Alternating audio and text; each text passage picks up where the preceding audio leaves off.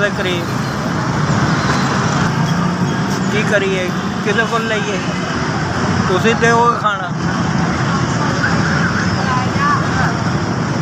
ਬੱਚਿਆਂ ਦੀ ਜ਼ਿੰਮੇਵਾਰੀ ਤੁਸੀਂ ਸੰਭਾਲੋਗੇ। ਗੱਲ ਕਰੋ।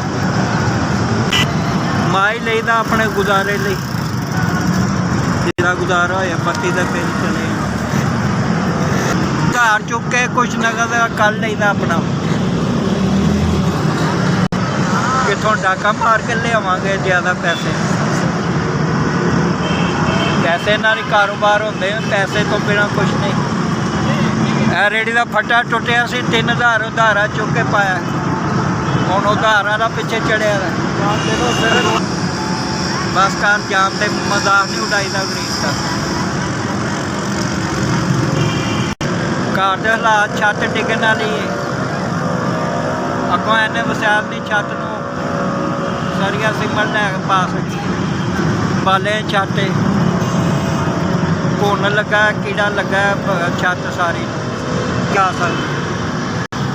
ਮੰਡੀ ਲੈ ਨੂੰ ਪੜ੍ਹ ਲਿਆ, ਰੇਲਵੇ ਦੀ ਥਾਂ ਤੇ ਮਕਾਨ। ਮੋਬਾਈਲ ਨਹੀਂ ਗਾ ਮੇਰੇ ਕੋਲ।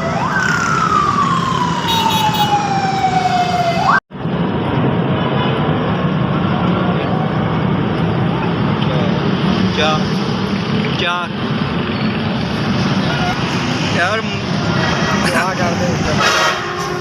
ਇਹ ਹੁਣ ਕੀ ਪਤਾ ਲੱਗਦਾ ਬੰਦੇ ਦਾ ਕੋਈ ਪਤਾ ਨਹੀਂ ਲੱਗਦਾ। 4 ਦਿਨ ਅੱਲਾ ਹੀ ਰਹਿਮਤ ਹੈ, ਖੁਸ਼ ਹੈ, ਠੀਕ ਹੈ। ਅੱਲਾ ਉਹਨੂੰ ਬਹੁਤਾ ਰਿਜ਼ਕ ਦੇਵੇ, ਤੰਦਰੁਸਤੀ ਦੇਵੇ, ਉਹਦੇ ਬਾਲ ਬੱਚੇ ਦੀ ਖੈਰ ਕਰੇ। SBS